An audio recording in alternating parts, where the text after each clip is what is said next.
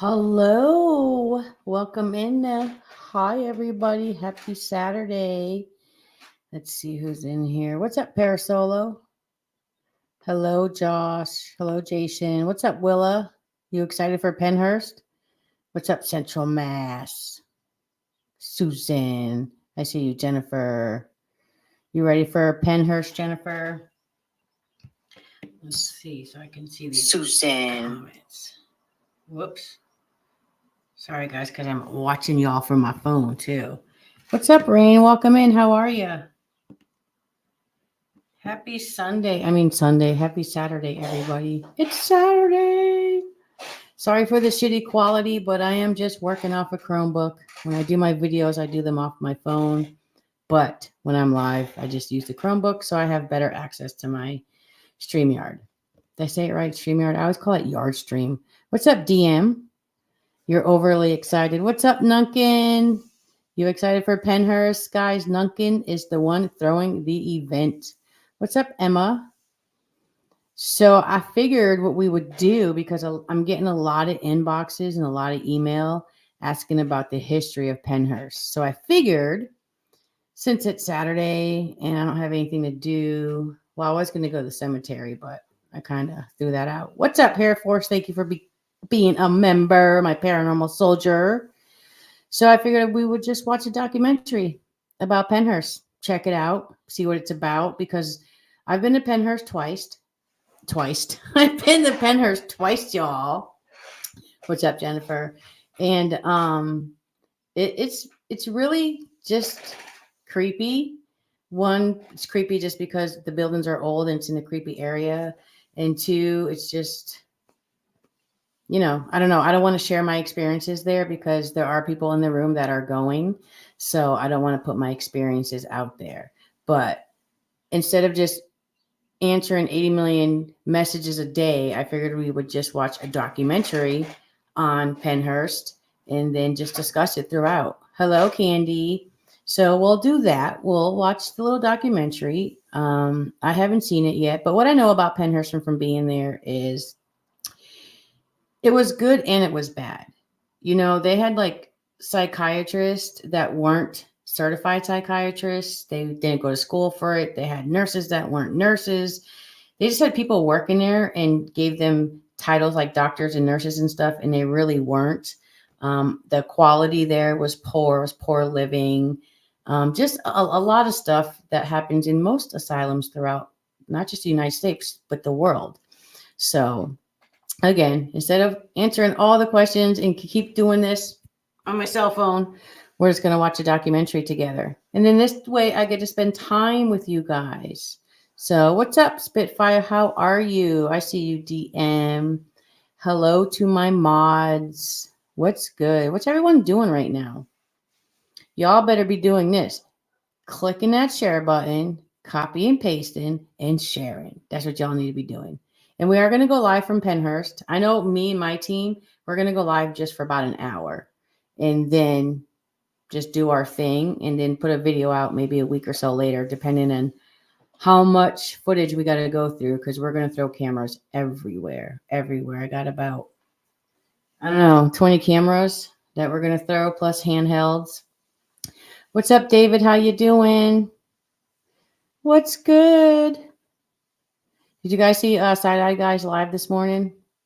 I love when I wake up and he's live. It's a good start to my day. DM girl, great to see y'all. So I want to apologize first and foremost, guys. The other day when I was live, we were having a great time. And then the drama started with moderators talking about, anyway, no drama here. If you have a problem with somebody that's in a chat group or a guest I might do a podcast on, or someone who's just jumping in to join the live feed, please, please, please bring it up with that person. Do not bring it up on my live feed. Do not, because that shit that happened yesterday or a couple days ago, that was just wrong. Pennhurst was so overcrowded and not enough people to help the patients. Right. Very overcrowded. I remember hearing stories that dogs in the kennels in the area in Pennhurst were being fed better than the patients that were being fed there. So it's pretty bad. I mean, there's a lot of stories, and I really do want to share my ghostly experiences with you guys there, but I can't. Not right now. And I'm not even going to share them with the people that are going. And I know some people are going to go on the tour, some people aren't. So for you guys who are going on the tour, do not let them share any of their personal experiences with you. Catch your own experiences. I'm so excited to be going. I'm so excited.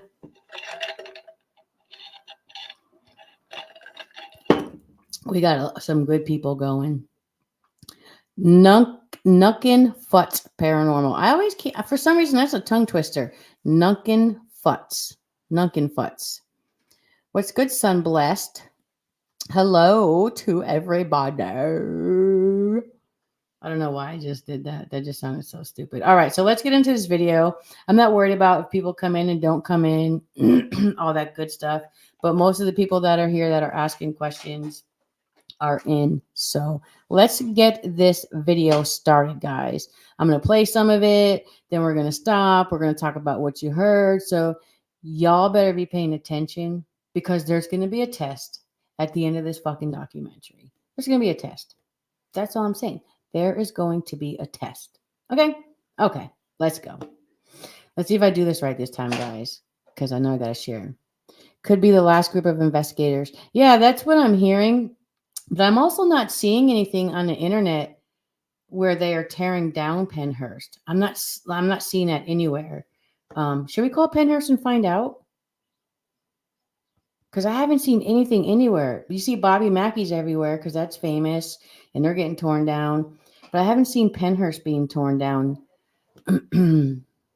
Nuckin, do you know if Pennhurst is being torn down? Have you heard about that? I know Emmy had said something about it, but I haven't seen anything. Parasolo. Excuse me, guys. You might hear me burp because I'm drinking soda. Yeah, I haven't heard anything either. You guys think I should call them and ask them if they're going to be tearing it down? Because I don't want to be putting out the wrong information on the internet. Yes, rumors. Okay, let's give them a call. Hold on. Let's see. Let me Google Pennhurst.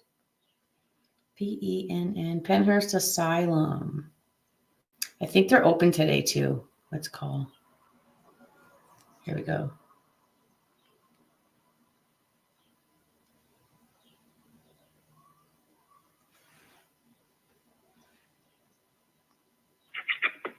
Hi, you have reached Pennhurst Asylum. We are currently doing history tours and investigations every Saturday. Please check our website for dates and pricing. If you're calling for a private investigation, please leave a detailed message and someone will get back to you as soon as possible. Thank you. Have a great day.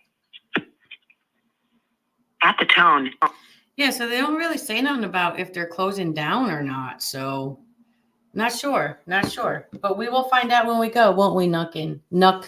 I can't say that, man. I'm from Massachusetts and people make fun that we don't say our R's right. And like, I say idea. How do you say idea? Like you guys are going to be able to answer me.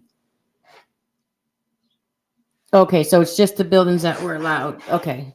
Wow, that's a lot less buildings than the last time I went. Because I know Pennhurst started, like when they started that, it was like, I don't know, 30 or 40 buildings. Like there was a lot of fucking buildings there. And I remember going there as a kid, playing around when we went to Pennsylvania to see family. And again, never thought about it as being paranormal because I wasn't into that. I was raised Catholic, you know. And we'll stop right there. And had to leave a message. I know they're only open on Saturdays to be able to call. So I don't know, but we're going. That's all that matters. Who cares? They tore 3 down in 2020. Oh, okay. I missed that. Well, I mean, they are old ass buildings. They're like super freaking old. Like old. And I want to thank all the new subscribers. I know you guys aren't here, but when I see them come in, I will be thanking them because the other day we hit 50 subscribers, guys. Thank you so much. Thank you. And we're going to be doing all this cool, fun stuff really soon. Getting some podcasts going. Just got to find the time and same time every week because it's hard for us because we have a child. So, all right, guys, let's get into this video because my aunt is cooking chicken and I'm going to be eating some later. So let's get into this video. All right.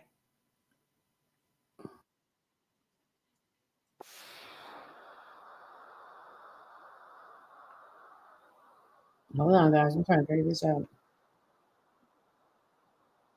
Why isn't it? Oh, caring, protective environment where people could live out their lives in peace and tranquility. That was sort of the original intent of the institution.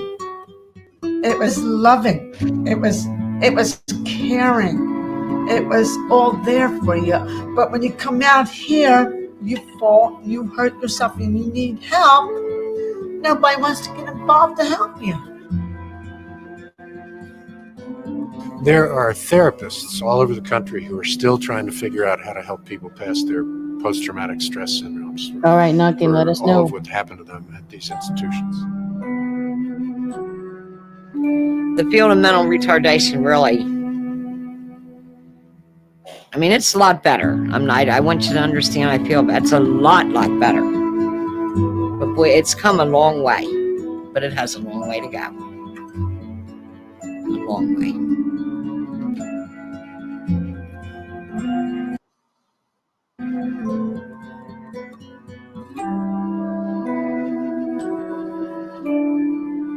Yes, I'm blessed. If you can ever go, go. It's great. Even if you don't catch nothing, the history is amazing. Some of it.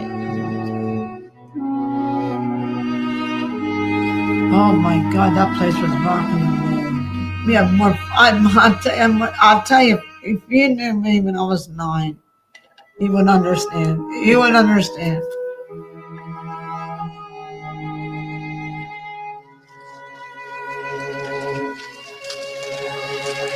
Yes, credit to whoever did the documentary. I forgot your name.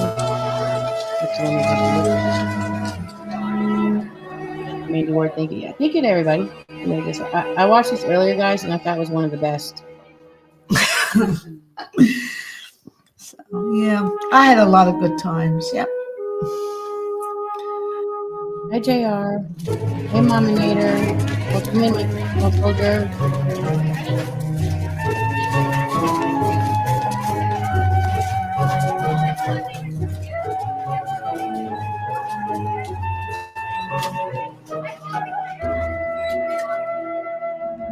I would describe myself as a person that did not have a good childhood life.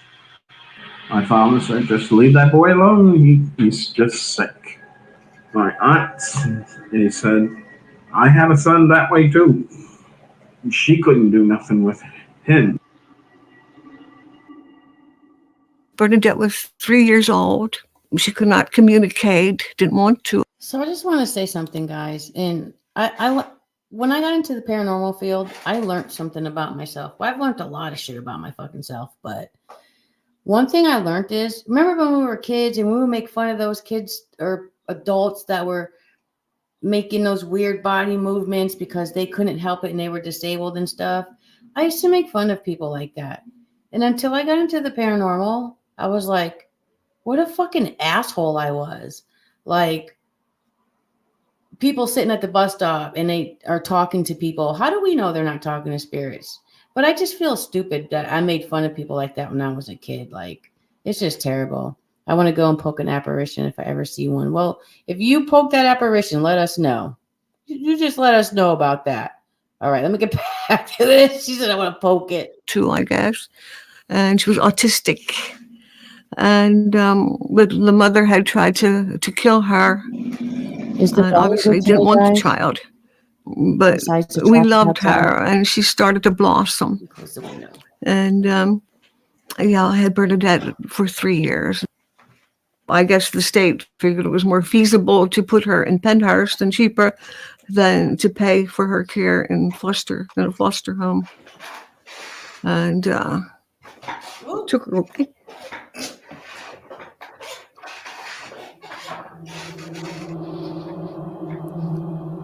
Making too much noise. We humans have a long history of how we treat people with mental differences. And in the United States, we go back to the mid-1800s when the institutional model was brought to this country by a gentleman named Samuel Gridley Howe, Hello, Karen. who took a vacation in Germany and came back with an idea for a model that people with mental retardation, then called the degrading terms of morons, imbeciles, and idiots, we began putting them out Sad. into separate, distant places in about 1850 in this country, and that was the beginning of segregation. We had almost 200,000 Americans with developmental disabilities in public institutions, separate, segregated, far from the rest of society, and isolated. One of the rationales for having people go to Pennhurst in the early days was to keep them out of the mainstream of the gene pool, so that if there was a genetic cause to their disability, it could be not passed on to anybody else. So sexual relations and reproductive relations were forbidden. People could not be married. In fact, they were very busy being sterilized. And we had books being written and theories being propounded in our professional journals about how these people are contaminating the gene pool and ruining the race, and they have to be bred out. Even today, people with the label mental retardation in Pennsylvania have to apply for permission to the Orphans Court to get married, even today. My mother was a poor housekeeper, and I was put in a dark room, and she went to work, and it was a social worker named Violet came in there. She found me. I was sick as a dog in there, and they took my mother and sister to court, and they took me away from her, and I was put up there September of 42. Sandra was brain injured at birth. I had a totally normal delivery period, except that it was precipitous and the head was there and the doctor wasn't, and the nurses crossed my legs to hold her back, crushed her brain. I've had to live with this, and I'm not the only one. There are many, many people who have problems. And we have to live with what we have. My father, he almost suffocate me with a pillow. Before he died, he asked for my forgiveness, and I gave it to him. Then my mother put me up to Pennhurst. I had a violent temper and unruly. I was told they'll be institutionalized for the rest of my life. My mother, she said that you will have to be put away somewhere. Oh my God, that's terrible. Let me read some of these comments. I never even say the word retard, but no, people in special education and did IEPs and stood up for those bullied. Bullies always acted tough, but backed down if I confronted. Times have changed. Yeah, you know, I was one of those people that stuck up for my friends in school, and they got bullied a lot, especially my brother, because he had some problems with his head, being a little overlarged, and I was a scrapper. But yeah, this is so sad. Oh my God, that put that guy in the closet. This is terrible. Guys, I haven't seen this documentary yet. I just came across it, skimmed through really, really fast. I was like, this is good. This is good. So, but wow, this is sad. All right, I'm gonna get back into it, guys. Let me put myself on mute.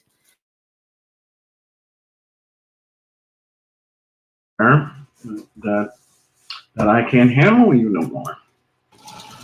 And that's all she said. There was some people that came and took me up at Pennhurst.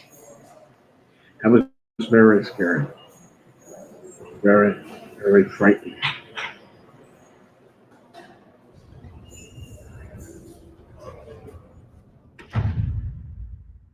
Well, most of them were just put there because parents didn't want them and didn't know how to deal with them. So a lot of that happened. They just brought people there and dropped them off and pulled away. We had no choice because her hyperactivity was taking effect on Christopher, who was 3 years younger. And so we had to make a decision. And the only thing available was Pennhurst.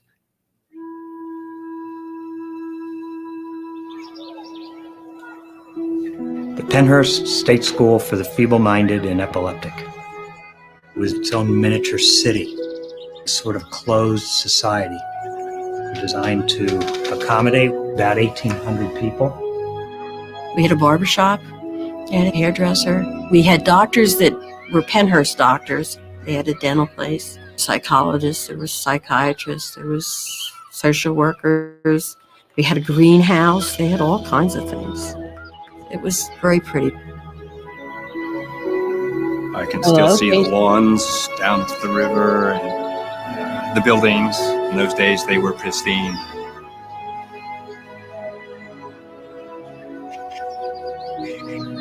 Just here, squeaky sweater.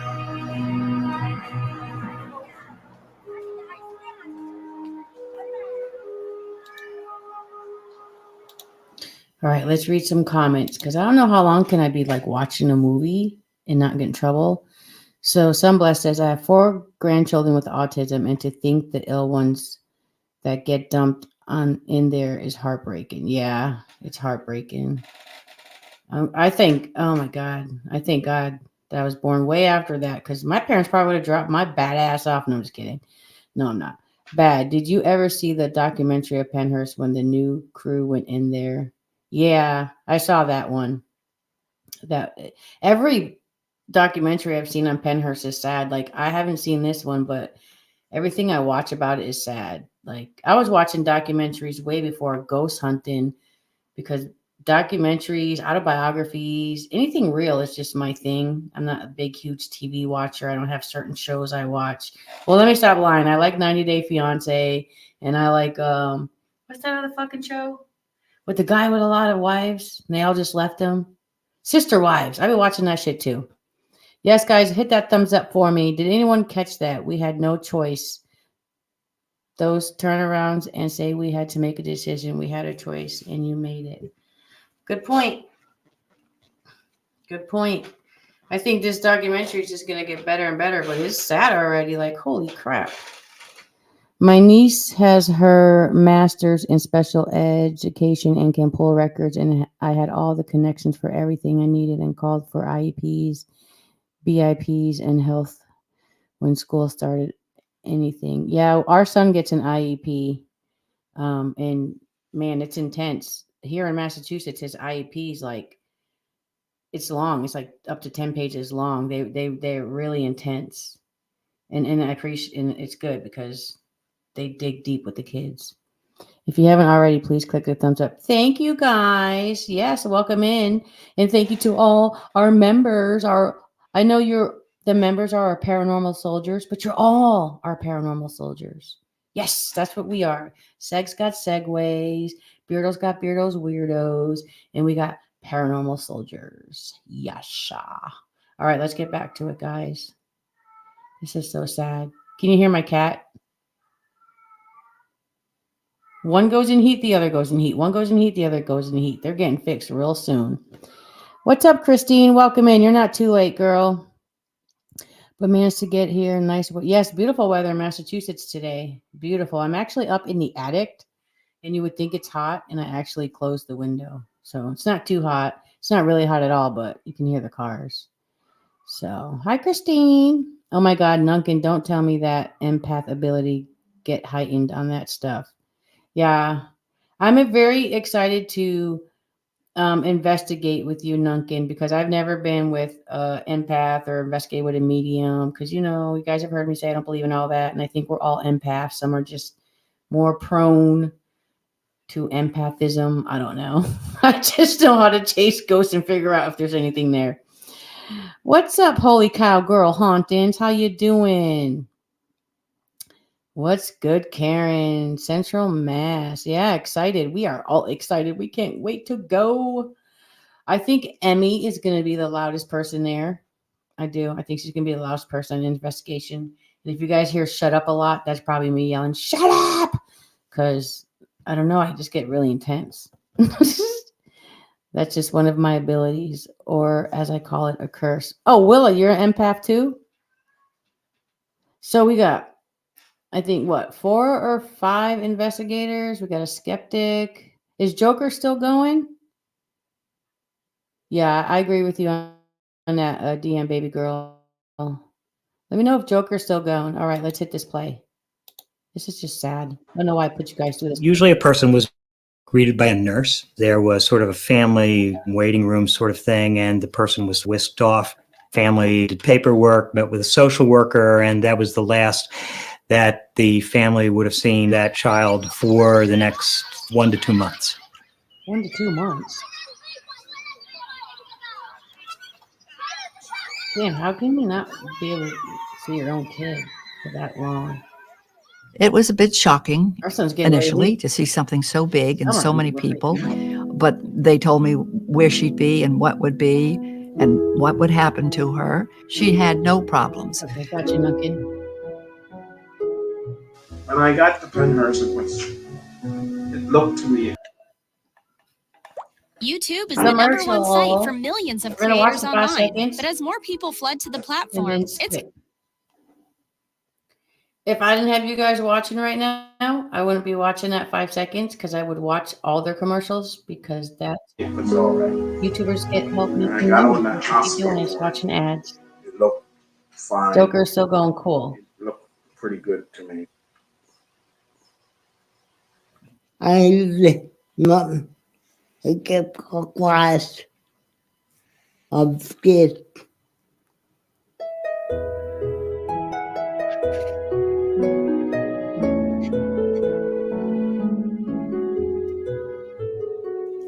What was the first thing you did when you went to Pennhurst? I was sick of it.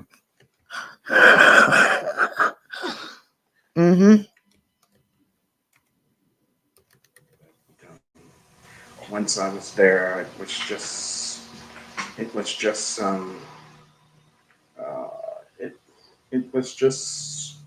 something to was amazed how things got very overwhelmed to me. I was just crying with tears, and I cried because my mommy's gone, my daddy's gone. I will never see my sisters again, or my brother, That's or anybody terrible. again. I'm here for life. Your entire life. We delivered Bob to the superintendent of the institution and tried not to cry and waved and said goodbye.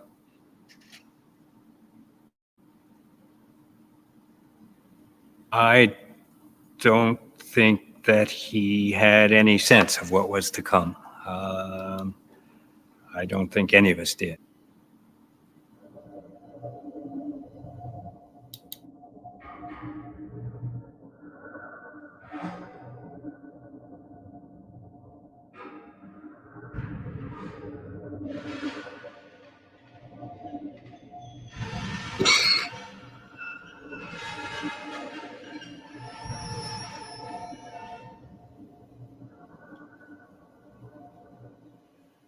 How did I become involved?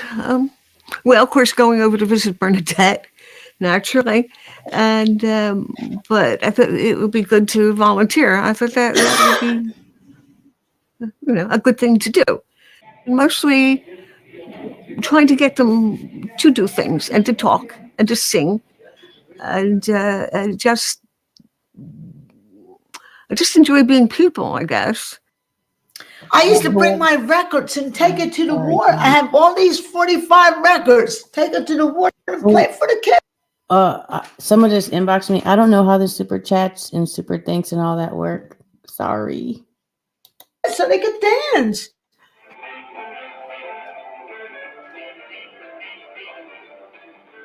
Remember the barn?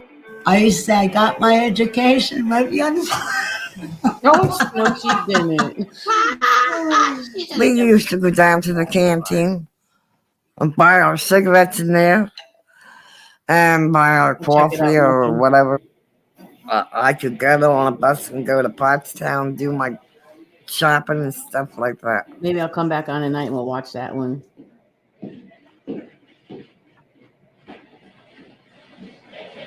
I did reading, writing, arithmetic, play play in the gymnasium and stuff like that. Yep, they taught you about the Bible. It goes, the Bible, that's the book for me. I stand alone on the word of God, the Bible. They did have classes that they went to, not educational classes, but things to activities. So they did have activity. Hello, We Mama had Mama. music therapy, by the way, too. Patients who were unusually excited or so would be an activity to maybe learn to keep time with music or using a drum or whatever to encourage a more normal, or more acceptable behavior. My girlfriend and I went over and she played accordion, and we went to what they call. So Mama Llama, I love saying that, Mama Llama. So we are watching a little documentary on Pennhurst because a bunch of us in this room are going at the end of the month. And I've been getting a lot of inboxes about the history of Pennhurst. People have actually been asking me to do a video, but I'm not good at all that. I'm still learning how to fly my drones and stuff. So I'm not good at putting history stories together yet. But that's what we're doing. We're just watching a video documentary about Pennhurst. So it's nice to see you, Mama Llama.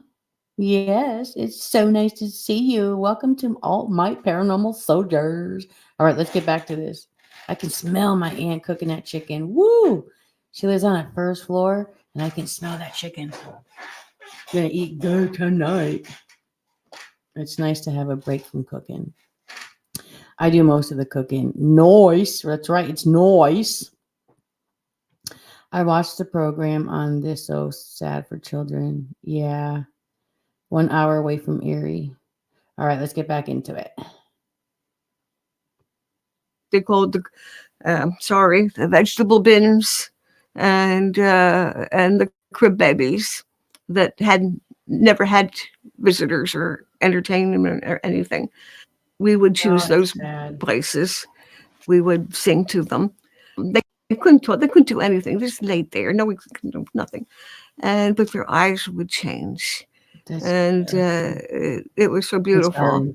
Sandra had a foster grandfather, and these people would come up, spend time with them, take them out for walks, talk to them, just to be a friend so that they saw other people. It was a marvelous program. I don't know what's happened to it. I don't think it still exists, but it was good. We had a lot of community support up in Spring City, and there were a lot of people from Spring City that did a lot for Pennhurst. Apparently they didn't do enough. I'm seeing how some The staff of Pennhurst were terrific human beings. They were there because they cared, and they were trying to help. And I thought everything I saw was nice people trying to do the right thing for people who needed help. I had no experience Carl. Hey, whatsoever. Jamie. No experience at all. So I just went up to Pennhurst and filled out an application. Hey, Carl. And everybody. Oh, look at that baby. I didn't quite know what I was getting into. That was her. Joyce Bryant. As far as what dealing actually with the clients, there wasn't that much training. You just went in there more like green, and you figured it out as you went. I remember we went to the one ward M2, and it was bath day. That was a shock. It was all men. And I mean, that was quite a shock my first day. It was something like, oh my God, what did I get into? And a lot of people. It was all different. It was all strange. I know there was a lot that went on that we never heard of or were told. Moderators, if you don't want to. But other than that, I liked the job. I really did. How could you like your job? Look at. Oh, how did she like her job? I want to know. Yeah, I got along with everybody up there because they adored me. Shorty McVeigh used to take me around on the wards. Every time he would make his rounds on the wards, he would take me. He was like a companion, a friend that could talk to, could understand things about a person. When I first started there were patients, then they became residents, and then they became clients. I think that. You are welcome. So yeah, guys, we'll take a break from this. Like I said, I don't know how long I can watch without interrupting to change the video a little bit, but I made some of you guys mods. I forgot to do that a couple lives ago. And Candy Girl, I made you a managing mod because I think you've been with me since the very get-go, and I see you in everybody's lives, Shapes, Egg, Beard, everybody. So I made you a managing mod. And Mama Llama made you a mod too. So yes. All right, back to the video. I'm gonna actually step away for a second and go downstairs and go pee pee. Let me hit play. That's how it went. Well, To the people that work there, they're always just the kids. I always thought if you treated them with respect and treat them like you would your own child, you know. That's right. Treat them like your own child. Although you weren't allowed to spank them. I felt I was doing something. Does that mean she got that was helping someone? My little kid, my little boys. I had all boys in my training program, and they were just so adorable. I had these two boys were twins. Oh my God, their names were Tony and Alex. I'll never forget them. At Pennhurst, the people we knew and who worked there and who worked with Bob, by and large, showed great affection for him, right? And we could see that affection, and we saw that they were good people. And how then do you explain bruises and conditions and right? How do you and the explain rest? that shit? We were called morons, all that kind of stuff. You couldn't even have a smile on your face. They told me to wipe that smile off of my face. It was cruel. It was cruel. Jesus Christ. You go that.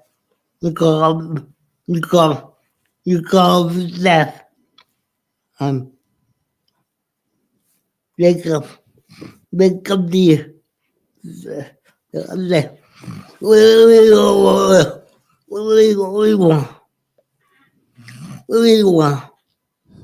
I tell my they call me Yeah, Lucy, it is. pain neck pain neck. One time, one of the nurses was badgering me. And I told her, Miss Landis, you better stop badgering me. That's sad because that guy laid in a crib the whole time he was there. Did anybody catch how long he said he was there? Like, he laid in a crib the whole time. What the fuck? See that bucket I said? Damn, come on. All right, I'm gonna go take a urination. I'm gonna go urinate.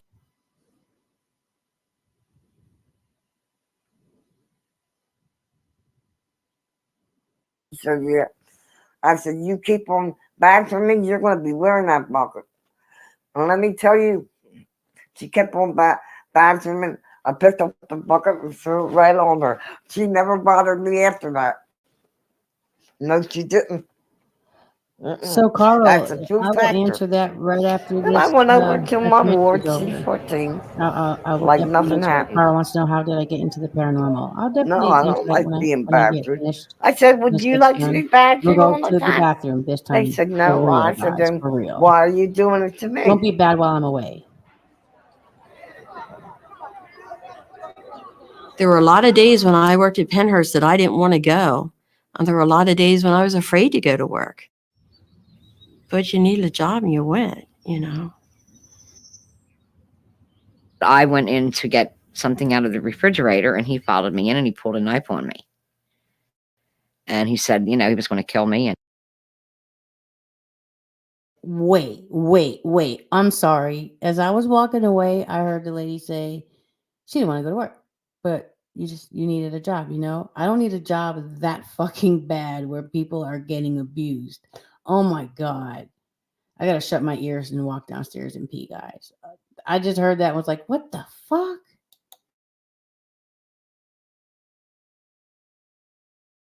And this and that. And I talked him out of it. He was a big guy.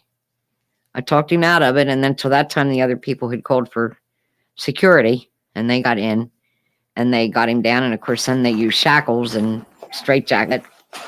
Very rough with him, which I didn't like, but they were only thinking of me.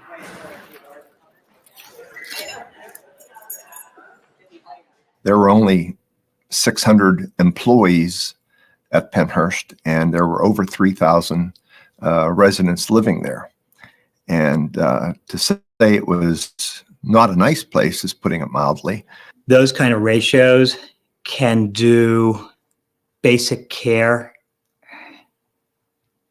and not even do that well. And one of the things that I will always remember as long as I live was showering programs where 30 young men would line up against the wall, stark naked, and be taken in one at a time into a room where there was a drain in the center and a big hose that kind of came out, and two staff in rain slickers, yellow rain slickers, yellow hat, yellow jacket, yellow pants, would hose people down, and one person would soap the person up, the other person would hose them down, almost kind of a fire hose kind of situation. Wow. That's crazy. You saw a black shadow in the video? I want to see a black shadow. Wait, let me catch up with you guys in the chat. Oh, wrong button. I am an empath sensitive. Let's see. Some of these people, please. I think. Oh, I thought someone said they saw a shadow. I'm about to rewind it and shit. Okay, here we go. In your bedroom, you saw a shadow? Girl. What's up, Zen? I sleep with a nightlight. I have a little moon that lights up, and it's nice and enough light for me. I have 3 men I carry with me at all times: St. Christopher, St. Anthony, St. Michael. Oh, let's see. You guys probably can't see it. I always carry an angel with me to catch you, Firefox. I think I have my abilities. Ow! England. Damn, you lived in England? All right, let's get back to this so I can tell Carl how I got into the paranormal. Today's History Day, guys. I'm gonna slide over for a second.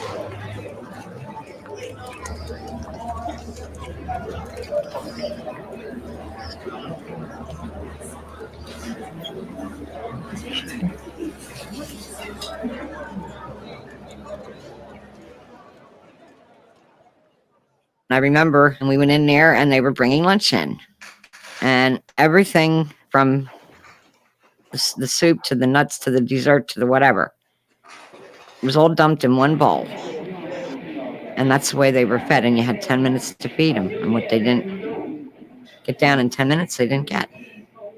I remember talking to the instructor that was taking us through. If you plan on putting me here, I'm leaving because I won't do this. I can't do that to people. They're human beings. They have feelings. Praise Jesus.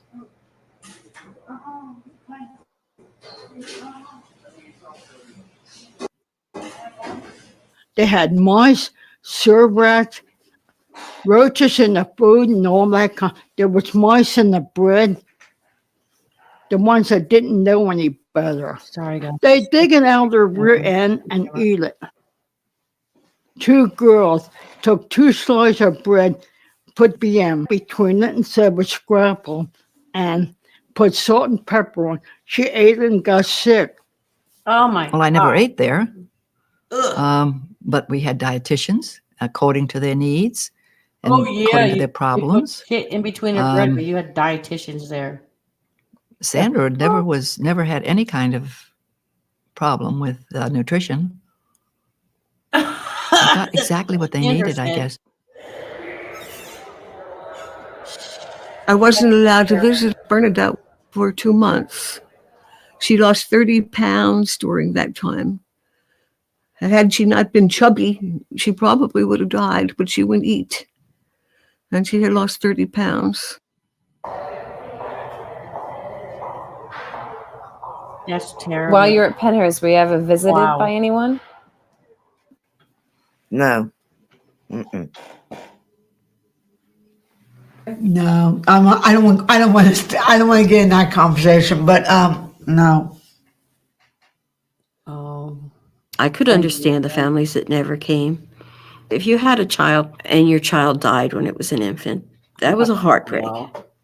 But it was a heartbreak that was kind of over.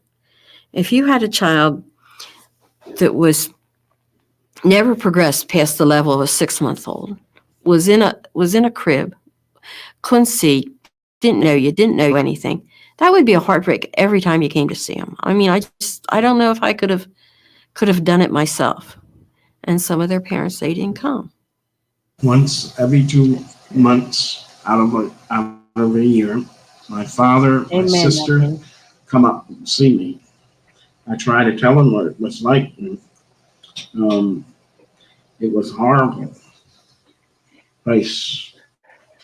Very horrible. Parents were not allowed to come to the wards. Okay. The parents would go to a room on visiting day, Sunday, and we would then get clothing that we kept special place, and dress somebody up and then have them taken down to visit their families. They had a visitor's room and a canteen, and it was in the administration building just down the hall from the superintendent's offices and the chief nurse's office and so on. My mother, she used to bring me out to eat. And Buster's restaurant, they had that honey dip fried chicken and banana split. I was there very frequently, and That sounds good, honey dip. got to know some of the other parents. You know, we'd meet each other and discuss our problems. I never had a bad experience in terms of being turned away if I had a question. They were always answered. The staff, I discovered, was extremely responsible. They'd been there for years. I love old footage.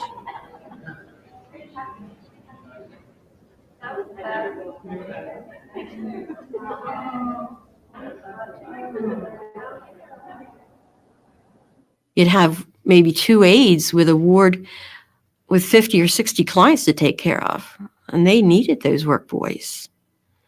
So they took good care of their work boys, and they needed good work boys.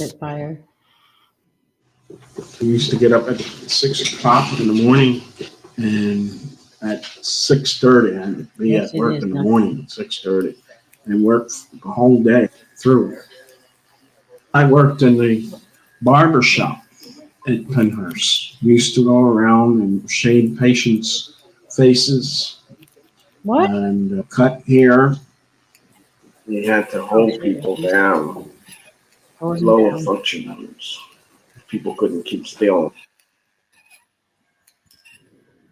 We used to work from 7 in the evening till 7 in the morning, right through the night.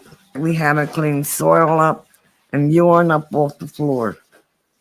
I worked in the kitchen up at Pennhurst in C9, C10, and I was the only girl in there that cleaned the tables, put the chairs on the top of the tables. I mean, 2 dishwashers. What woman? Started out by making bed and dry scrub and mop the floors.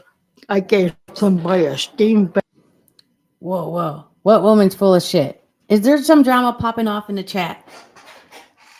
Or are you talking about the woman that's like, I'm so good of a mother? Oh, thanks, Mama. Wait, that woman is full of shit. tornadoes. Okay, here we go. This is sad, guys. This is sad. Bad, sterilized medicine glasses, sorting medicine cords, putting toothbrushes on the bed. I took care of seizure patients as well as giving enemas. Well, it gave me something to do. Oh, and we used to have to bathe the patients there too. And when a couple of them died, I had to take them, wash them and clean them up and everything. And then I would wrap them up in a sheet, tie their feet and tie their hands together, and then put a sheet, wrap them in a sheet, and then take them down the morgue. Oh, they didn't get paid, but I know they enjoyed the work because when they stopped and they wouldn't let them do these jobs anymore, a lot of the clients were rather upset about that whole deal, that they weren't allowed to do it. The boys, the men, they liked that, working on the laundry truck or something like that, because it was a feeling of worth. To have a job, it gave them that they were needed. It was something to do that was. Oh, they were needed 12 hours a day for pennies. Are you looking to establish your business using an address other than your home? Wish you had a professional.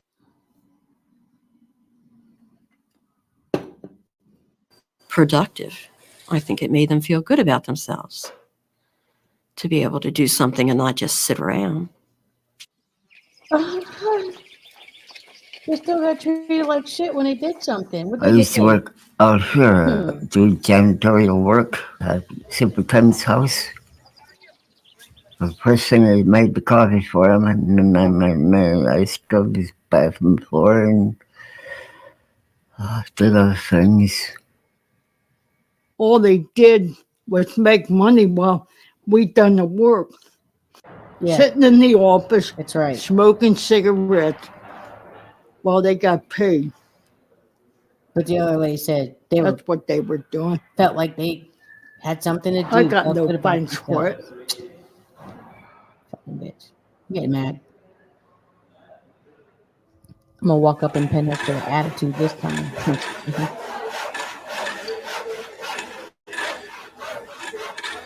They didn't belong there. They worked at Pennhurst. They were able to work and do things. They could have been out on their own and working and supported themselves and taking care of themselves. There were many hundreds of people who never should have been at Pennhurst for 1 minute of their life. An admission form filled out by a father for his son who went into Pennhurst in 1918. And on the admission form, it says that he had to be admitted because he says poon instead of spoon, and he had one seizure the year before. Oh, my God. And that little guy spent the rest of his life at Pennhurst with several thousand of his closest friends. Terrible. Oh, another woman that I met, nothing wrong with her, but she was so horribly burnt. And she said she had a sister who was jealous of her. She said that the sister set her on fire because she was prettier than her. And horribly, I mean, she was scary. No, she really was. But there was nothing wrong with her. She said, other than they didn't know what to do with her.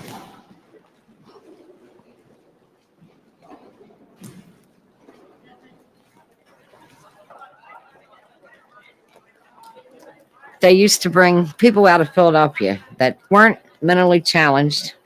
They were bad kids. They had no place else to put them, so they brought them to Pennhurst. They did not belong there. They're basically the ones that caused the problems. I mean, they'd bring them in there with handcuffs on and shackles and, what is this, and then they just take all the stuff off of them right there in plain view.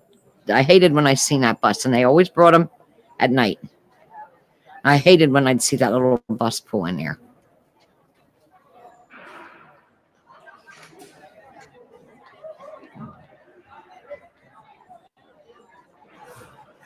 A ward at Pennhurst in which all the men who lived there had cerebral palsy, a physical handicap.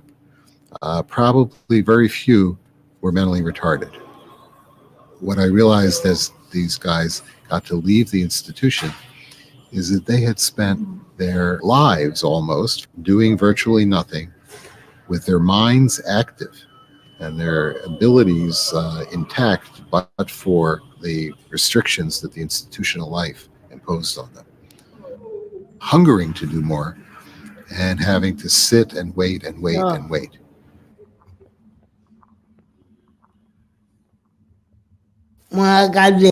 God, this is terrible. Oh my God. I might have to say that so far, this is one of the best ones I've watched. This is terrible. Yeah, that fly tape is nasty. Oh my God. What are you guys talking about? Let's see. The fly trap, get a real story and emotions beforehand. Yeah, exactly. The first time I went to Pennhurst, I didn't do any research. It was kind of like one of my first big investigations. I was 3 months into the paranormal. And yeah, second time I did a little bit of research so I could be better prepared to ask questions. And yeah, this time I got some fun experiments, and we're bringing a Ouija board. And I don't believe in Ouija boards, but we're bringing a Ouija board and putting a camera on it, see if it does anything. If we ask questions from somewhere else, I don't know. I have watched way too many stories and documentaries about these places, and it sickens me. Yeah, remember the one? I remember when I was younger, the one that Geraldo did. I think it was on a Willowbrook Estates, and he snuck in there, or someone who worked there gave him a key. That one was terrible, like so terrible. Ugh. Most of the people that worked there did nothing to help these children and adults. Most patients were naked, stayed, and slept. Yeah, it's terrible. Terrible, terrible, terrible. Mama Llama, book it, book it. You should go, you should go. We have to figure out everyone who's going there, knuck in, so we can all get our fees into you, girl. Get it all done. Patty and Emmy will be here. I think Emmy on the 17th and Patty's coming on the 20th. Our son's going to love it. It's going to be a house full of women. He's not going to know what to do. Oh my God. The man on screen is so sweet. I know. All right, let me go back to it. Yeah. They took off. They took off. I've never used a Ouija board. I just want to try it. Vegan. Oh, I love meat. Grib.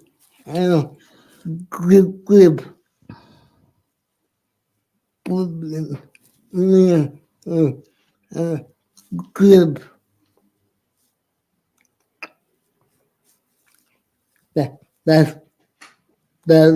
That's what I'm saying. Stay. Grib. That's fucked up. How long did he stay in the crib for?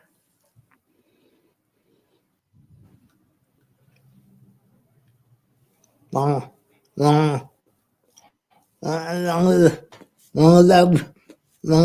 there. Long that was there.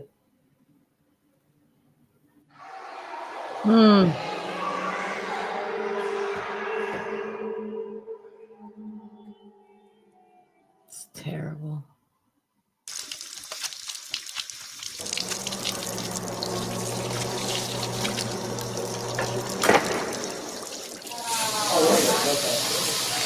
You hear that fire?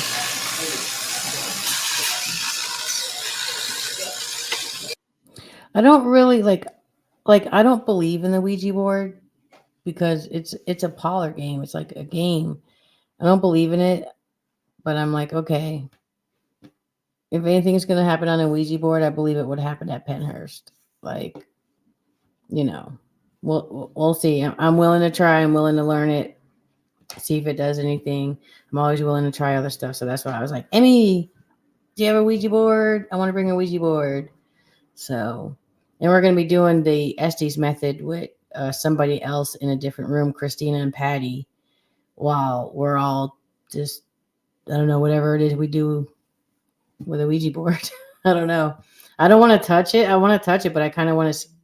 My thing is, I wanted to get the planchette to move by itself. That's what I'm looking to do. Get the planchette to move by itself. And maybe when we go back and watch the video footage, see if anything we've asked relates to anything Patty and Christina are saying while they're doing the Estes method back there. Ooh, how many people are going?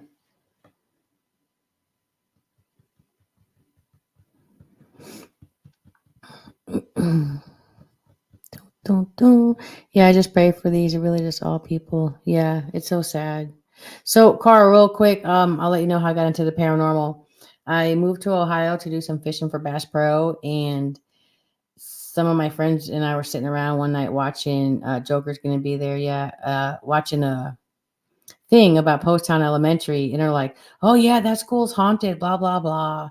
I'm like, "All right.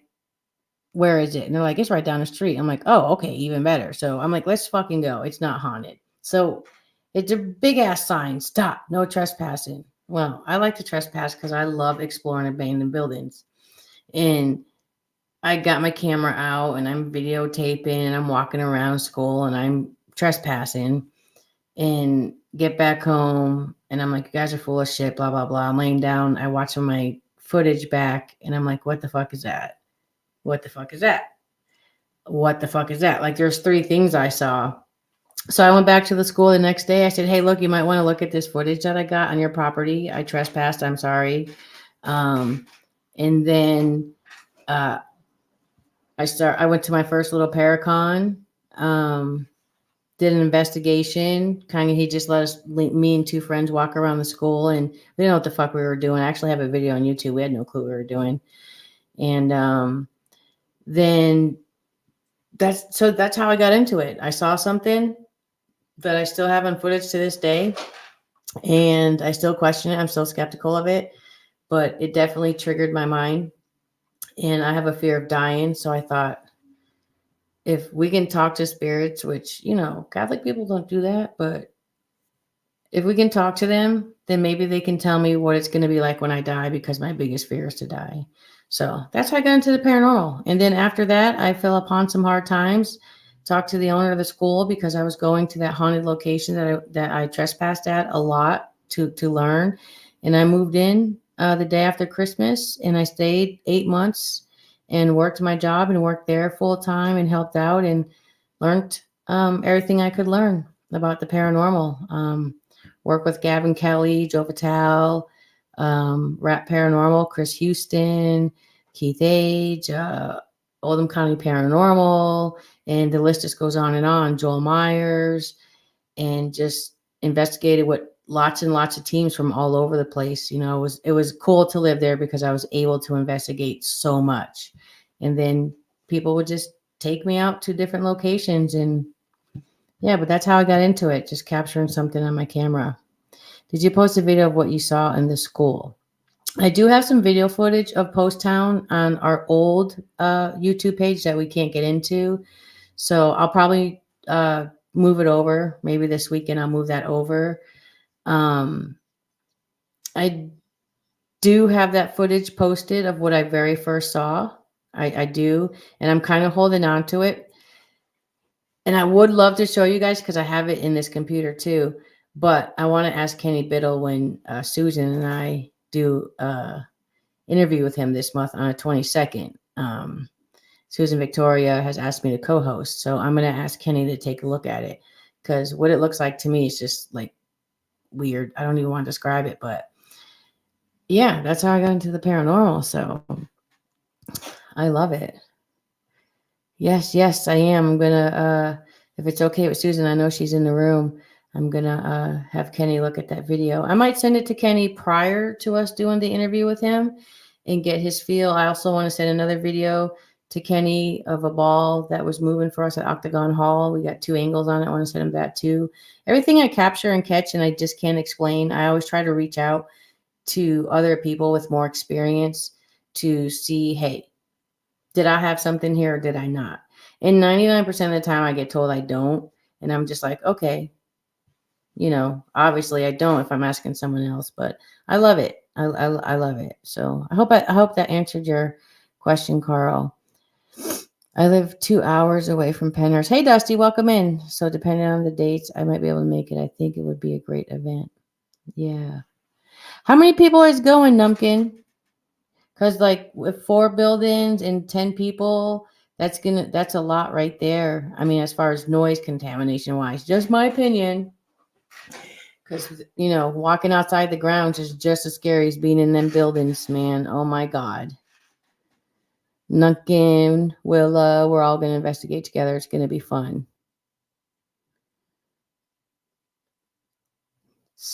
I can't believe all these amazing people that are going with me. Little old me. I'm a nobody. Oh, don't say that, bitch. I didn't mean bitch in a bad way. And these incredible people want to investigate with me. Sorry, I'm a small channel. I'm really shocked. Girl, it ain't about being a small channel, being small, being not go. It ain't nothing about nothing. You invited us, we're coming. Like, ain't nobody famous going. You know what I'm saying? Shoot. Shit. You guys think I should invite Jason Hawes? No, I'm just kidding. I'm not going to do that.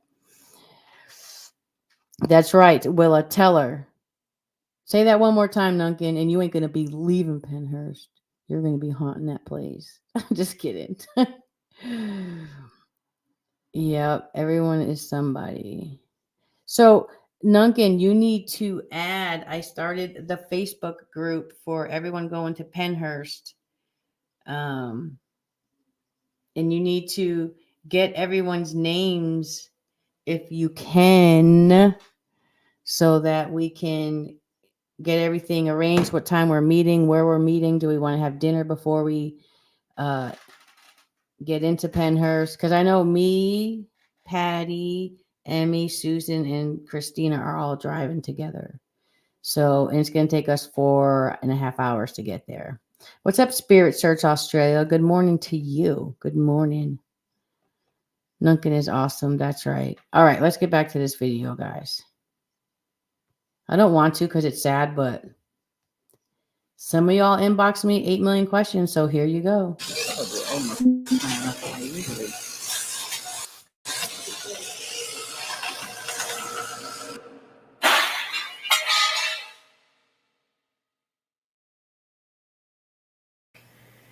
They had good medical care. That I will say. Oh man, they were the best doctors in the world.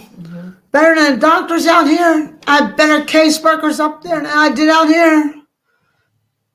The standard of medical care is better than much of the standard in the community because of the fact that they were there on grounds. We had the professionalism. This one day I was running dispensary, and one of the boys came in there, and he had an awful big welt on the back of his head. And I'd been hearing about this fellow, but this was the first time that I ran across something concrete. The boy told me who did it. When dispensary was over, I came out the back way, and there was this Ernie sitting on a railing at the back of the canteen. And I was really hot and bothered at the time. And I said, listen, you so-and-so, you touch one of my boys again, and I personally am going to take care of you myself. Praise Jesus for you. Who did this, doctor? The attendant? No, it was a one patient. of the patients heard another patient. Yeah. Oh. Ernie was a patient. What? So he says, you don't dare to touch me. There's nothing you can do to me. I says, well, before this day is out, you're going to find out what I can do for you. And then I had to start thinking about what I could do. I didn't know what I could do. So about 1 o'clock, a detail man came in, and I asked him what the most painful injection was that he had that wouldn't do any harm to the patient, of course.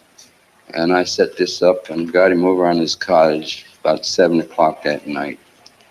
And I forced him. I talked him into getting down on the bed. I didn't use any abuse on him at all. And gave him this injection. And he really hit the ceiling over that.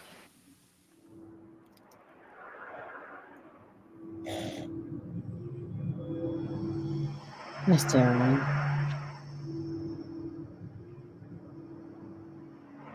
It was not unusual for physicians to be unlicensed. And a place that was called the Pennhurst State School for the Epileptic and Feeble-Minded originally never had a neurologist, which is typically the physician that would treat those things. Women didn't have access to a gynecologist. There was no ophthalmologist on staff to examine people's visions and to deal with people's vision disabilities. The average person at Pennhurst was there because they could get access to all kinds of medical care, health care, and therapy. That's why they were there. Well, remember, we welcome, took Zen, away and their thank freedom, you but we were going to give them treatment.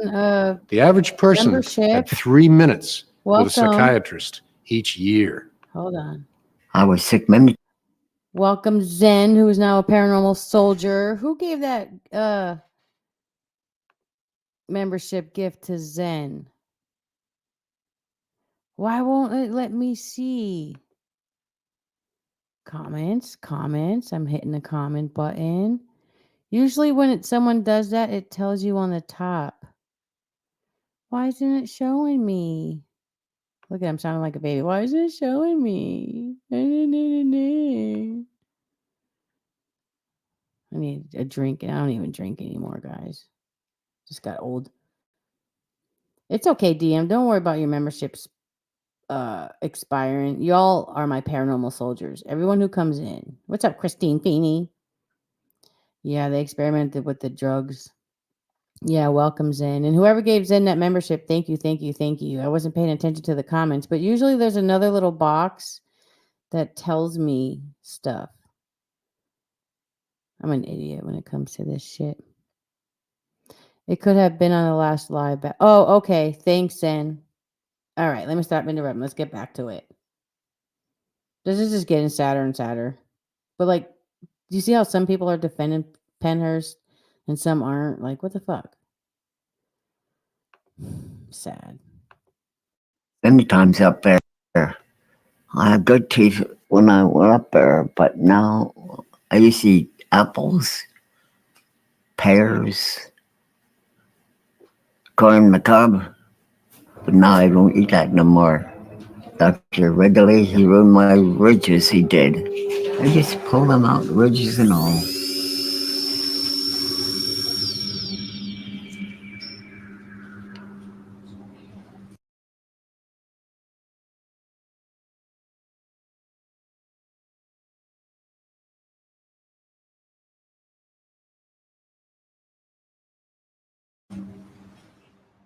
That place was loaded with scabies. Okay.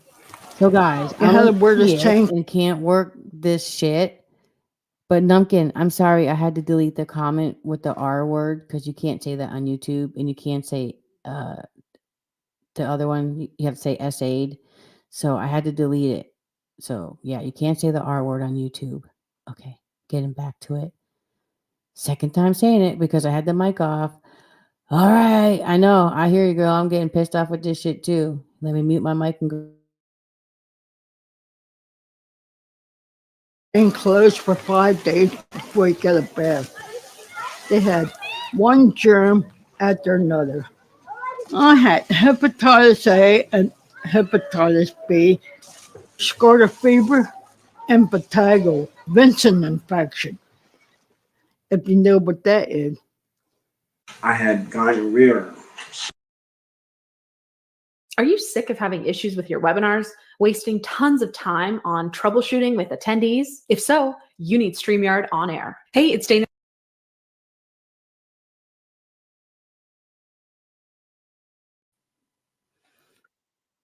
I'll be right back, guys. Every time I walk away, I hear something, and I'm like, what? They kept me on the hospital ward about 6 months. Not many of the clients had high blood pressure. I used to think it was, because it wasn't that stressful an environment. And very few of them had high blood pressure. But they gave out their share of tranquilizers, I have to say, and mood elevators. I mean, there was nothing but a pill factory up there. You should see how much medicine those patients got. It was a mess. Thorazine, Mellaril, Haldol. You spoke up, you acted out, you fought, you didn't do what you were told, you ended up with a drug or drugs. Almost everybody was on, they put on Thorazine. Some of the side effects include what are called extrapyramidal side effects, which are involuntary movements that look like seizure activity but are not. Well, you get doped up from it. That's what happened there. I used to take them, throw it down the toilet when they weren't looking. They had me on a lot of medicine up there. I hated that medicine because I don't think they had the right to give that to me. There's nothing wrong with me, except for being an epileptic and cerebral palsy.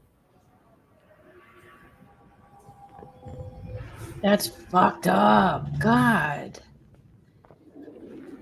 I wonder where that lady is living today, if she's independent, living on her own.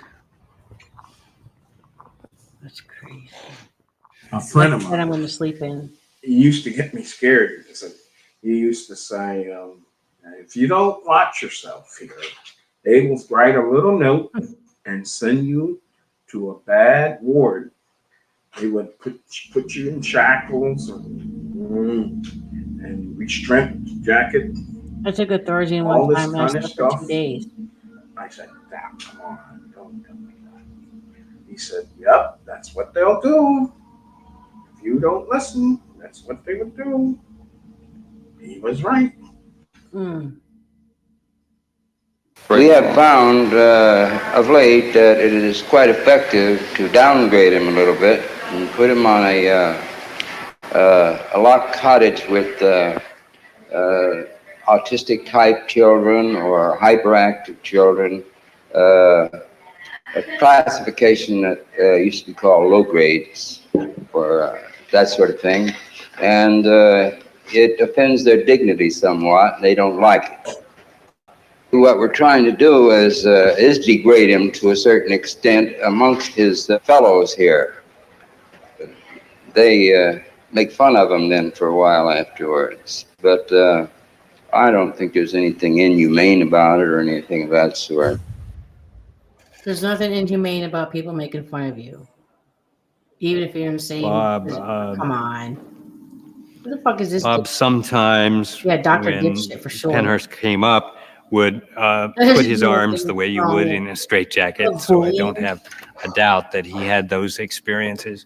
There was just all kinds of punishment, placing someone in 4-point leather restraints for days or sometimes weeks or sometimes even months on end, being wrapped in ice cold bed sheets, having food withheld, to being put into isolation kinds of situations. And what they called a camisole, we call it a straitjacket. And restraints. And I don't know how often she was in a straitjacket, but I know that she fell while she was in the straitjacket, couldn't help herself, and broke her front teeth. And she has no front teeth. The injury lists from Pennhurst read like battlefield reports Cat scary. in their incidence, in their severity, in their full range of occurrence. And that was characteristic of large-scale institutions. You guys bring some headache medicine. I'm sure there were problems there. There are everywhere. Not saying because you're going to get a headache Everywhere. Pennhurst, but because we're going to be up for a long time. The notion that people with mental retardation are different, dangerous, don't feel pain the way we do is not something confined just the old days at Pennhurst. In the last couple decades, in dealing with injuries to people with retardation in other places around the country, I have literally met with people from insurance companies Yeah, that was my who sister. don't want to pay for damages to handicapped people because they feel handicapped people don't suffer and feel pain like everyone else. Commercial. No.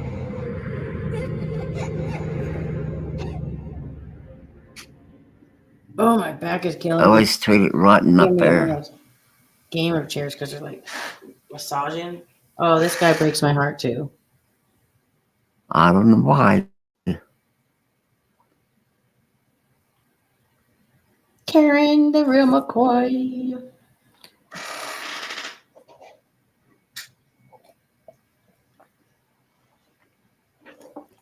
I really don't know why. One woman, she took a deck brush and hit her over the head People and were split her head up from here all the way up to here. They had a nerve to ask me to take her. I said, if I take her, I'm going to go down and tell them who did it, because this is a crime saying that woman didn't have a chance. I've just spoken. Later, she died in the hospital. And I took her, cleaned her up and everything, and then I took her down the morgue. Damn. I don't think anybody knows how many people And she's died and were buried at patient Pennhurst. there, and she had to do that. Most of the graves are unmarked. Yeah. Learn for the ride of our lives, guys. I try to Hopefully we avoid can things something truly when I paranormal. was there. It's kind of hard to avoid things because you hear lots of things and you try not to let. Thank let you, it, Mama Llama, bother for you. $4.99. Thank you. Sometimes you just can't. Thank you for the super in, chat. in the side of you, New chair fund. builds up with anxiety. I know my Builds back up is that killing me. tension. That's when I thought that things wasn't right for me.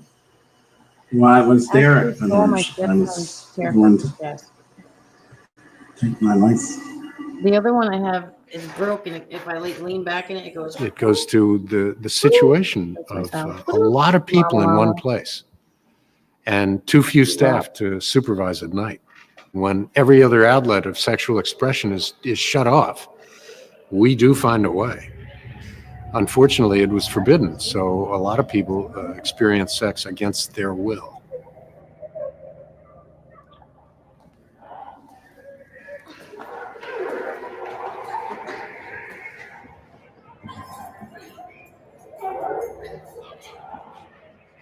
Bye, Nathan. A lot of babies were born at Pennhurst. A lot of babies. Some of them were given out for adoption. Some of them were just kept there and became residents there.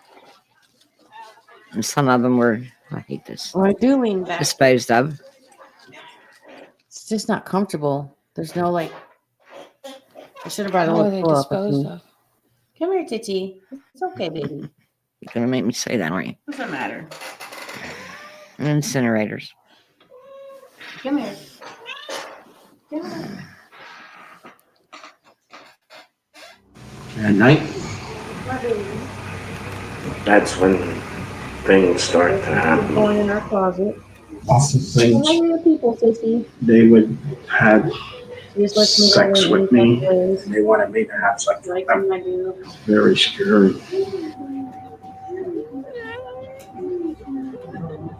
I try to push him away. Couldn't get him. He's too strong for me. People were using me. They did My dog's under my feet. my belly. They do the same thing over after the attendants leave. What are you doing? I think that I'll never get out. Maximus, that's a cool name. We found Sprizzy through a Google search Oh, pretty there's much. I was looking for a way to market our I YouTube remember how we got videos. the name, but she's licks my face every morning at like 5 o'clock. Wake up, mommy. Did I hit play? The facts presented in this report must be rather alarming because they are true. Some zoos in the United States spend more money for the daily upkeep of their large animals than the Commonwealth of Pennsylvania allows Pennhurst to spend on its Yeah, that was 2,800 doctrinal. retarded Zoos. children. What? The zoo also usually wins out over the retarded when it comes to accommodations. -3. Very rarely do you find crowded cages at the zoo, but it's quite common to find residents bunched into small cottages at Pennhurst. After comparing the zoo and Pennhurst, one must get the impression that society's animals are more important than society's children. By the looks of things, one must wonder. I was a young reporter, about 28 years old. I was on the street for less than a year. I don't know if you can do that. I on ran YouTube or into not. a guy who did public relations for the mainline Junior Chamber of Commerce, and this guy was telling me about this hellhole. I told him if 1/10 of what he told me was true, I'd do a story. But the question was how to get in. So I confronted the president or the doctor who was in charge and told him that if he should allow me to expose this because it would help the situation, because no one seemed to care. Or I would spend every day standing outside the gates of Pennhurst, telling people what I saw inside and ask the question, why can't we go in? This is a state institution that we're paying for. Amen. Why can't we see it? He decided it would be better to let me come in with the camera. And that's how we got in. Many of these children have always been without the benefit. There was a lot of crying. There was an awful lot of tears on a daily basis. There was a lot of moaning and groaning. It was a matter of, this is the way it is. You know, it affected me. It affected my crew to the point where, you know, one cameraman after 3 days said, I'm not walking in there again. I cannot go back and watch this again. I lost a sound man the next day. I had to replace them. It was very difficult for us because we weren't used to it. We weren't used to seeing pain and agony every day. We weren't used to seeing people not care about other people. You go into a gigantic room. There are 80 metal cribs with children in there from 6 months old to maybe 5 years old. Oh. Half of them are shackled. Everyone is soiled with feces. And there are two attendants taking care of them. They're locked in a cage. And the only reason those people were not out of that cage was because they couldn't walk, and they could not walk because there was no one there to put a mattress on the floor so they can learn how to crawl and then walk. So they were confined for years without the ability to walk. Their legs were that thick around the thighs. Ugh, terrible. Bill turned on the cameras, and he got 5 nights at 6 o'clock every night. He got 5 nights of expose of what was really going on at Pennhurst, and it was unprecedented. And it was more in-depth coverage than what we got from the Willowbrook situation up in Staten Island with Geraldo Rivera. It was more intense. And he got Hubert Humphrey on the last night to speak about the plight of America's people with mental retardation. Institutions are sometimes pitiful, just pitiful, disgraceful. And we just can't tolerate that, John. It's not right. We just can't look ourselves in the mirror when you know what goes on in some of these institutions. I don't know about your particular problem here, but let me tell you, if it's not good, then it's shameful. Because this rich country, this great country, and I must say it is very great and very rich, can afford to take care of the least of these. Bill Baldini's suffered little children. That was brutal. I don't want to be impolite, but I felt a lot of it was all biased. I really don't like it her. seemed to have a bias. They talked about the clients that got injured. They never talked about the aides that got injured. There were bad things that happened. There were things that happened. Anytime you have a group of people, you're going to have a few bad apples. I don't recall a single incident where the news media published anything positive about Pennhurst, and I felt badly about that because, in fact, I lost a lot of respect for the news media because of that. I don't currently get a newspaper. One time they did a write-up on Pennhurst. There was a photograph of Bernadette, and she was laying on the floor. And it said, oh, poor Bernadette has to lay on the concrete floor. Bernadette loved to lay on a concrete floor. I'll be right back, guys. I will get a You know, drink. she was here. She'd probably be out there when she was little. She'd be on the linoleum laying on the floor because it's smooth and it's cool. So I don't know. I'm not defending Pennhurst. I'm not saying it was great. I'm not saying it was terrible. It did the job. It did the job. That was the best that there was, and at least there was something. We never received a response on anything we ever did like we received the Pennhurst situation. People were up in arms. They were calling us, they were writing us, they were pleading with us to do more, they were pleading with politicians, and that's what really got the ball rolling.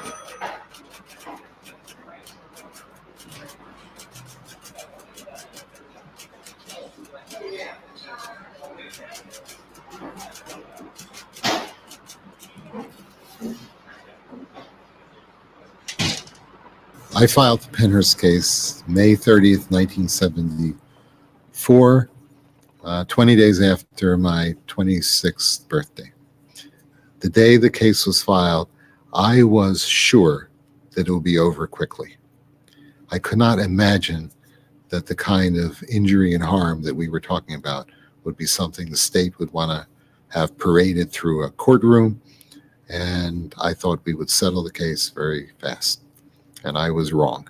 What they wanted in that initial lawsuit was to fix Pennhurst, keep Pennhurst open, and make it better, which is what I wanted too. It's what we all thought was best. After I filed the Pennhurst case, Tom Gilhul, on behalf of the Pennsylvania Association for Retarded Citizens, intervened in the lawsuit and joined our case along with the Justice Department. Little did the ARC of Pennsylvania know it when they came to me that I had had the experience of the institution. To my eternal shame, seeking to help my mother come to terms in some sense with this very difficult experience, full of guilt and pain and many other deep emotions of sending her youngest son to the institution, I managed cheerfully to say, well, Pennhurst really looks like a college campus. Looks can be deceiving. Little did I know then, though I came to understand how foolish that observation was. Pennsylvania Association of Retarded Citizens joined in the same lawsuit. And what really happened, they took the lawsuit away from Halderman and actually turned it into closing the institution. The lawsuit was filed on behalf of Terry Lee Halderman and other people who were named and all the residents of Pennhurst. And I filed it in part after reading and learning in the records about all the injuries that Terry Lee Halderman suffered. At 4 in the morning, when no one was watching her, she fell, was found 2 hours later, bleeding profusely from the mouth. A staff person got permission to pull what looked like a tooth from the inside of her mouth. It turned out it was part of her broken jaw. The Pennsylvania Association for Retarded Citizens took as their purpose to end Pennhurst, to move the public resources that were being harmfully expended there to the community, and to create with those resources a system of high-quality community services that would allow the people at Pennhurst and others to receive instead community services that would sustain them in a productive life in the community. The case went to trial over 11 weeks in the spring and early summer of 1977. Wow. At the trial, one parent described the child was lifted up by a staff person in front of a parent of another resident and thrown, tossed through a door to the other side, landing on all fours.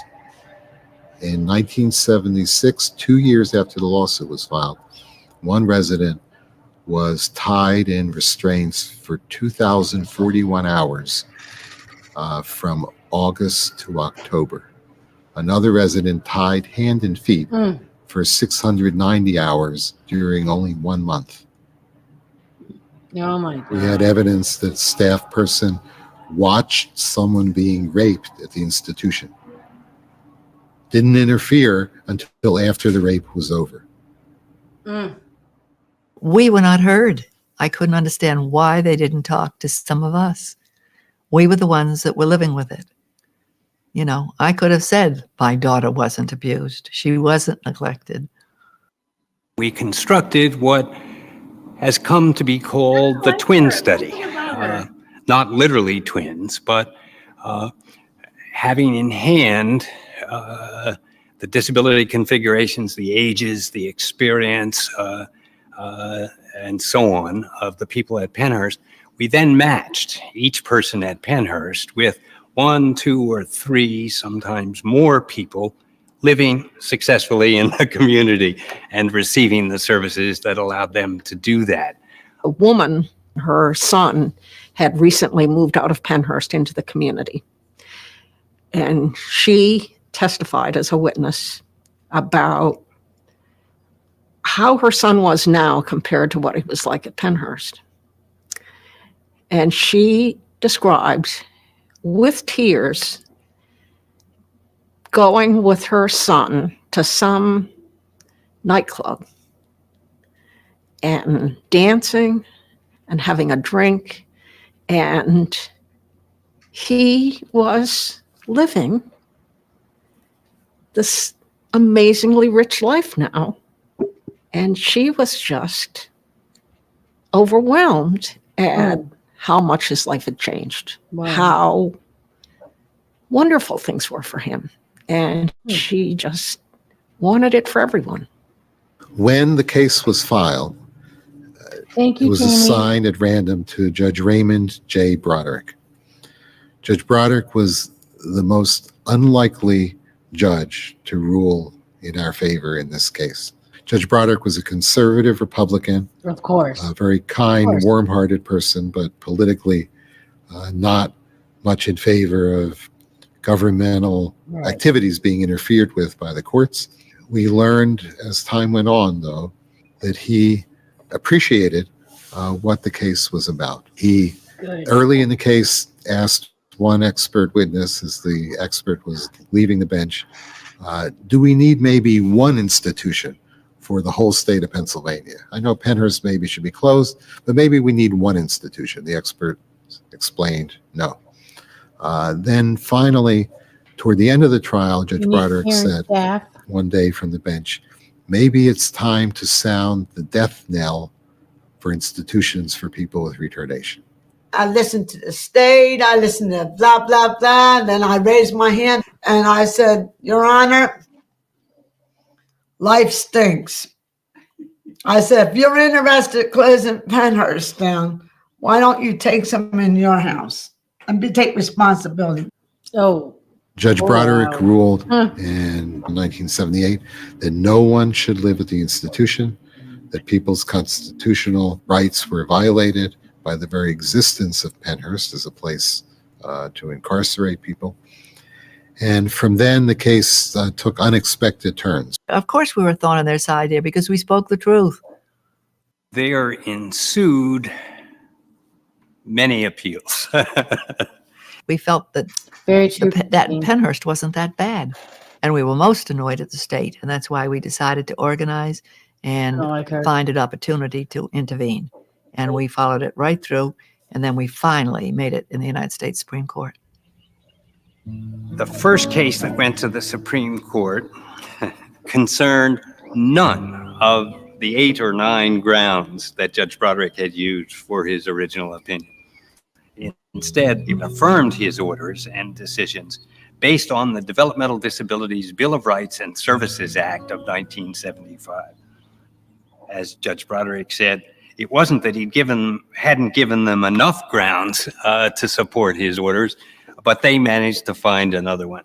And it was at that point, we're now well into the mid-1980s, that the state of Pennsylvania finally agreed to close the institution and that Damn. no one with mental retardation should ever live at Pennhurst again.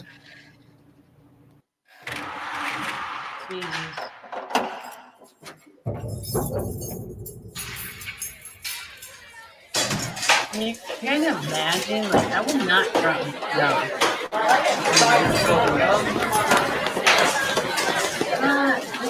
no.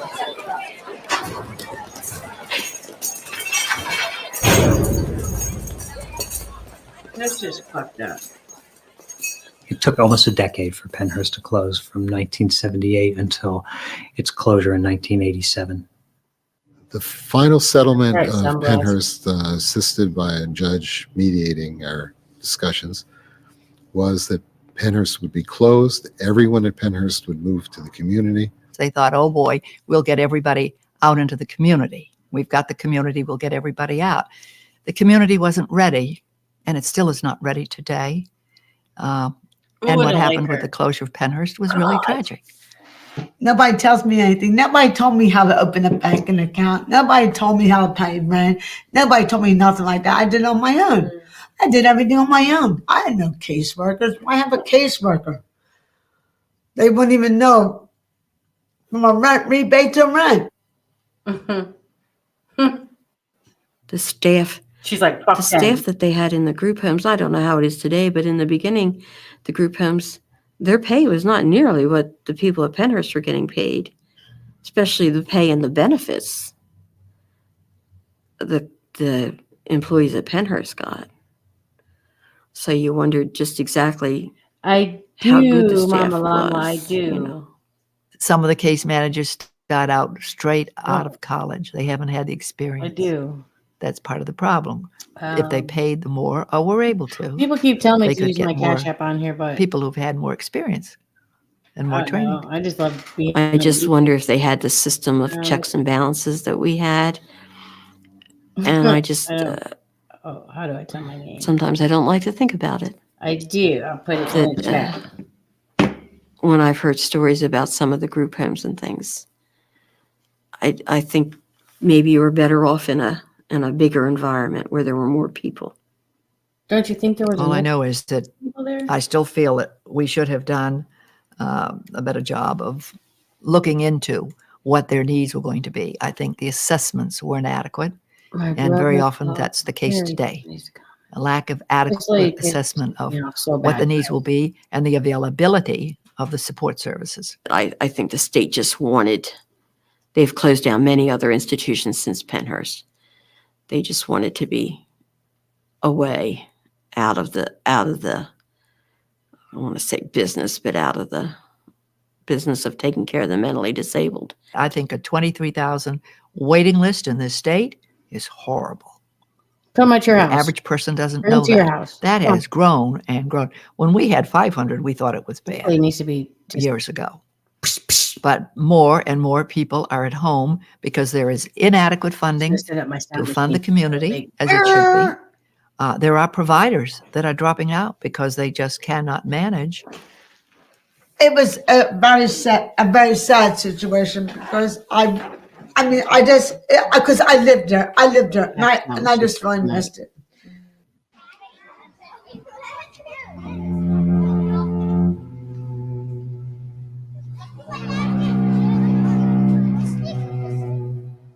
This is just sad, huh, guys? I think everybody's sad. The case has been cited, each and many of its opinions, almost uncountable times across the country, because what proceeded from the Pennhurst decisions, beginning with that Christmas Day, which followed the original orders in 1977, was enormous attention and impetus to the movement to create community services and close the institutions. What we used when I came up. Nationally, it did make a difference. I know because I was a national president of Voice of the Retarded. There were attempts all over the country to close facilities. Many of them did. I can't stand this lady. Oh, let's see. I'm There gonna are say some every time states she that don't pops have up. any anymore. And there are some states that are reopening. They're opening their programs again. So we still are unsettled. The whole situation is unsettled. Right up the street. We've from learned a mall. great deal in the last many decades of the 20th century, and it is that understanding of the ability of people with retardation, however severe their disability, to participate in real ways in the community and to. Hi, we're Visible. We're the wireless company with nothing to hide. This is Seriously. sad, guys. Hidden I think it's got fees? like 20 minutes left. Yeah, 20 minutes. And to contribute directly. And Let me just stop it for a second here. This is terrible. Yeah, she's a bit of a snob, right? I don't like that lady. I don't like her at all. Oh my God, I don't. Like, I just don't. I don't even know what to say to the lady. If I had my soundboard set up, I should have hooked it up. I'd be going, bonk, bonk, jackass. I got some pretty funny things recorded in here. But anyway, my, oh, thank you, Candy. My, aunt is cooking dinner today. So I'm pretty sure she's going to be calling me shortly to say, Lena, because that's what she calls me, Lena. Can you come downstairs and get the chicken? Hold on, let's call her. Hold on, guys. I got to take a break to call my aunt.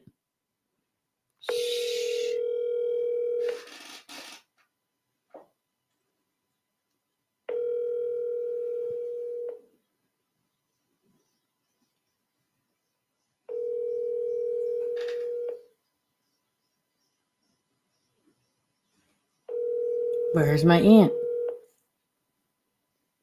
Hello. Hi, Auntie Gail. Hi. What are you doing? I was just going to call you. The chicken is done. Okay. The button popped out. Oh, the button popped out of the chicken?